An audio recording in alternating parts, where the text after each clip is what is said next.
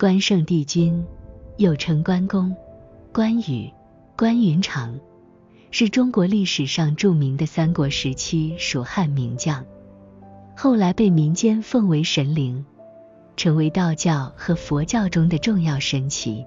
关圣帝君的传说故事丰富多彩，涉及他的英勇事迹、忠义精神以及神灵显现等方面。关圣帝君的历史背景：关羽，字云长，生于东汉末年，约公元162年，卒于公元220年。他的出生地一般认为是山西省解州，今山西运城。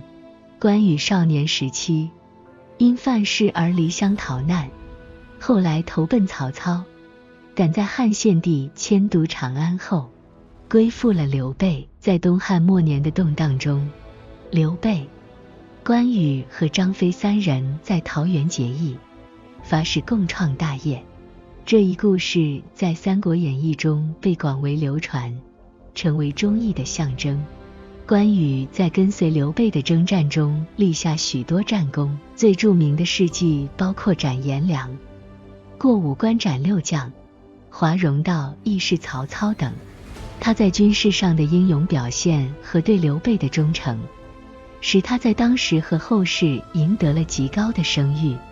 关羽最终在公元219年因失荆州，被东吴和曹魏联合围攻，最终兵败被擒。一年，他被东吴的孙权所害。关圣帝君的传说：桃园三结义这一传说讲述了刘备、关羽和张飞三人在桃园结义，是为兄弟，生死相随。他们共同打下了蜀汉的基业，成为三国时期的重要势力之一。这一故事突出了他们之间的兄弟情谊和忠诚精神。千里走单骑关羽在曹操阵营时，为了保持对刘备的忠诚，不惜冒险护送刘备的家属千里归还。在这一过程中，他过五关斩六将，显示了他非凡的勇气和智谋。斩颜良与文丑在与曹操合作的期间，关羽于白马坡之战中斩杀袁绍的两员大将颜良与文丑，这一事件大大提升了他的名望，也巩固了曹操的军事力量。华容道义释曹操在赤壁之战后，曹操败走华容道，被关羽截住。因念及曹操过去的恩情，关羽最终放曹操一条生路。这一传说展现了关羽的义薄云天和报恩之心。关圣帝君的宗教信仰：关羽的神格化。关羽在死后逐渐被民间奉为武圣，与文圣孔子并列。尤其在宋代，官方对关羽的崇拜达到高峰，并多次追封他为帝君、圣王。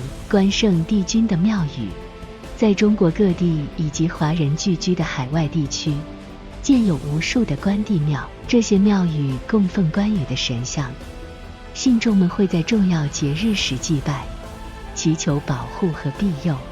关圣帝君的信仰仪式，信众们会在关帝诞辰等重要日子举行祭祀活动，包括献香、祭品和诵经。此外，关帝信仰融合了道教和佛教的元素，使其具有更广泛的影响力。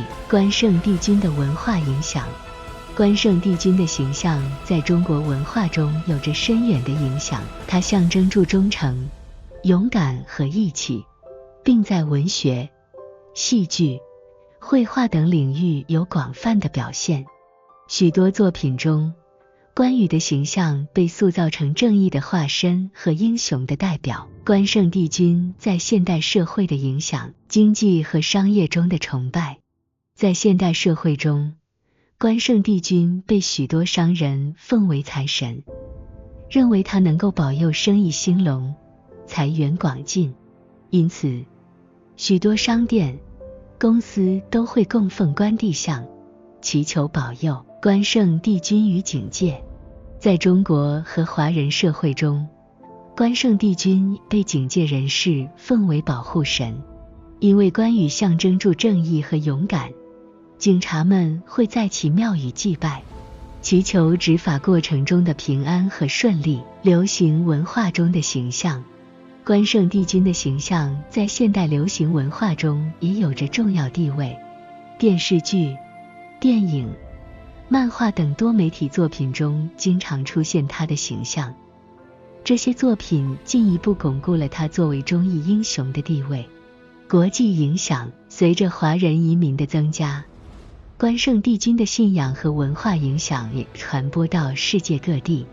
在许多国家的华人社区，关帝庙成为文化和信仰的重要场所，促进了文化交流和融合。关圣帝君的精神内涵，关圣帝君以其对刘备的忠诚著称，他的忠诚精神激励了无数后人，成为忠于职守、忠于家庭和朋友的楷模。关羽在战场上的英勇无畏，使他成为勇敢的象征。他的勇气激励了无数人在困难面前勇往直前，无所畏惧。关羽重情重义，对兄弟朋友讲义气，这一精神在华人社会中广受推崇。义气不仅仅是个人美德，也是社会和谐的重要因素。关圣帝君的信仰为无数人提供了精神支柱和信仰依托。在困难时期，信众们通过祭拜关帝寻求内心的安宁和力量。关圣帝君显灵的故事在中国民间和历史记载中有许多传说，这些故事常常讲述他如何在危难之际显灵，保护信徒，惩治邪恶，扶持正义。以下是几个著名的关圣帝君显灵故事。在南宋时期，金军入侵中原，形势岌岌可危。据说某次宋军与金军交战时，宋军处于劣势，眼看就要溃败。就在此时，关圣帝君显灵，手持青龙偃月刀，骑着赤兔马，身披红袍，威风凛凛地出现在战场上。他的出现极大地鼓舞了宋军士气，士兵们奋勇作战，最终扭转了战局，击退了金军。这个故事流传甚广，显示了关帝在保护国家和支持正义方面的神力。明朝时期，某地爆发了瘟疫，百姓生活在恐惧和痛苦中，当地官员和百姓纷纷到关帝庙祈求保护。据说关圣帝君闻讯后显灵，夜间在城中巡视，手持宝剑驱逐瘟神，瘟疫逐渐消退，百姓重获健康。这一事件使当地人更加崇敬关圣帝君，每年都会举行隆重的祭祀仪式，以感谢他的庇佑。在清朝时期，一支商队在西北地区行商，途经荒凉的戈壁沙漠，途中遭遇一群劫匪，商队无法抵抗，陷入绝望。商队领队是一位虔诚的关帝信徒，他在关帝像前焚香祈祷，希望得到庇佑。就在劫匪即将袭击时，天空突然变暗，狂风大作，关圣帝君骑马持刀出现在空中。劫匪见状惊恐万分，以为遇到了天神，纷纷逃散。商队得以安全度过劫难，所有人都深感关帝的神威。据说在民国初年，某村庄常有妖怪作祟，村民们夜不能寐，苦不堪言。村中长者建议大家到关帝庙求助，于是全村百姓齐聚庙前焚香祷告。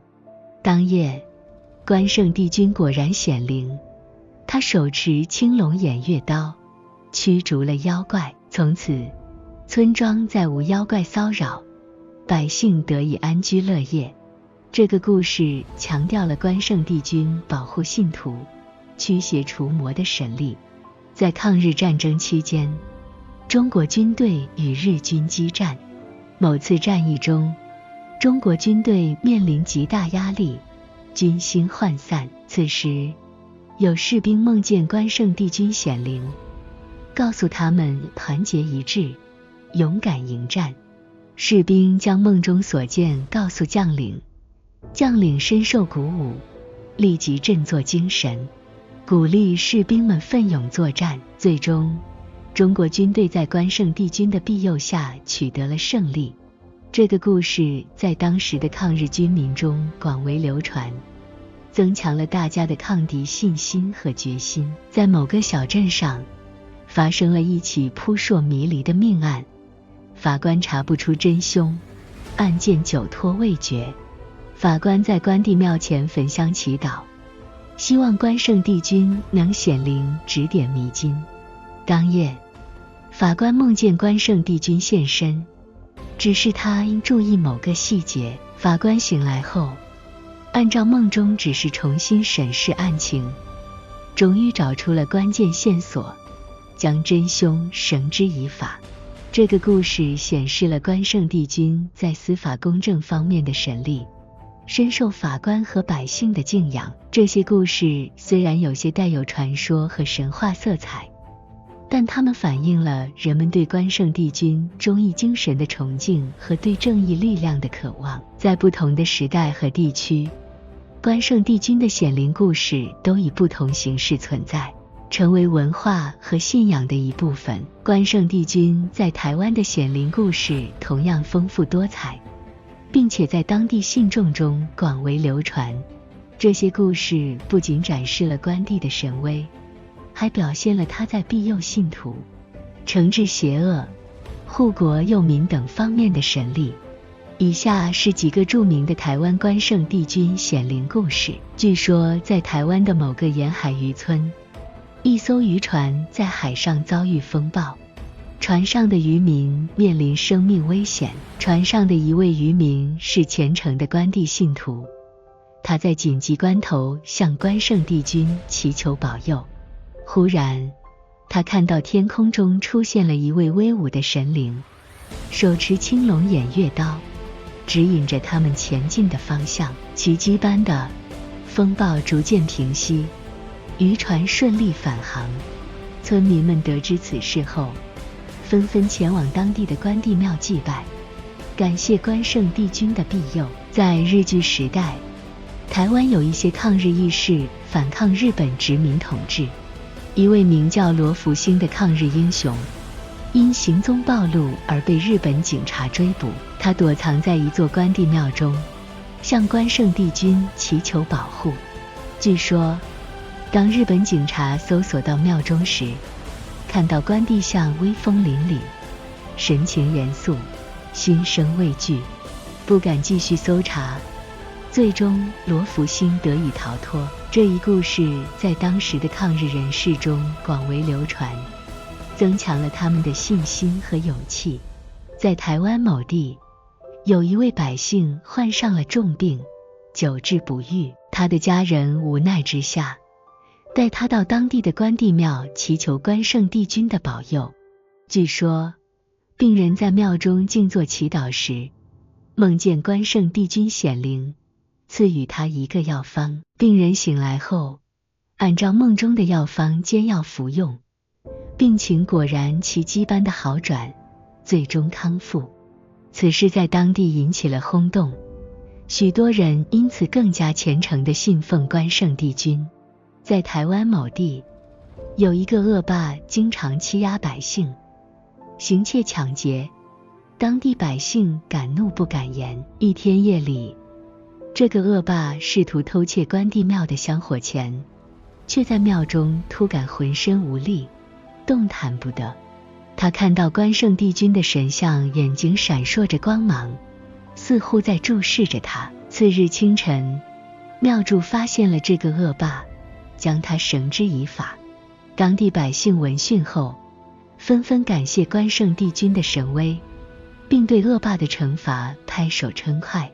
台湾某地的农民在一个丰收季节遭遇了蝗虫灾害，眼看辛苦1年的收成即将被毁，村民们无奈之下，集体前往关帝庙祈求关圣帝君保护。当天夜里，有村民梦见关圣帝君手持宝剑，驱逐着蝗虫。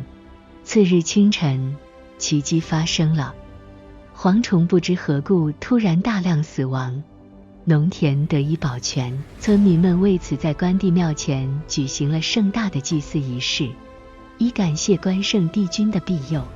据说在台湾某高中，学生们面临重要考试，压力巨大，校内有一座小型关帝庙，学生们纷纷前往祈求考试顺利。有一名学生梦见关圣帝君对他说：“心静则成。”这名学生照梦中的提示，调整心态，专心准备，最终在考试中取得了优异的成绩。这个故事在校内传开后，更多的学生前往关帝庙祈祷，关圣帝君成为了学校里备受尊崇的精神守护者。这些关圣帝君显灵的故事展示了他在不同情境下如何帮助和保护信徒，不仅体现了他的神威，也反映了台湾人民对他的深厚信仰。这些故事代代相传，成为台湾民间文化的一部分，持续影响着人们的生活和信仰。关圣帝君是一位集历史英雄、民间传说和宗教信仰于一身的伟大人物，他的忠诚、勇敢和义气精神对中国及华人文化产生了深远的影响。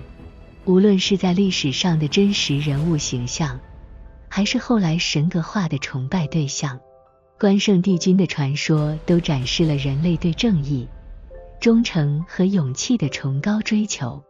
在现代社会中，关圣帝君的形象和精神依然熠熠生辉，成为人们心中不可或缺的精神象征。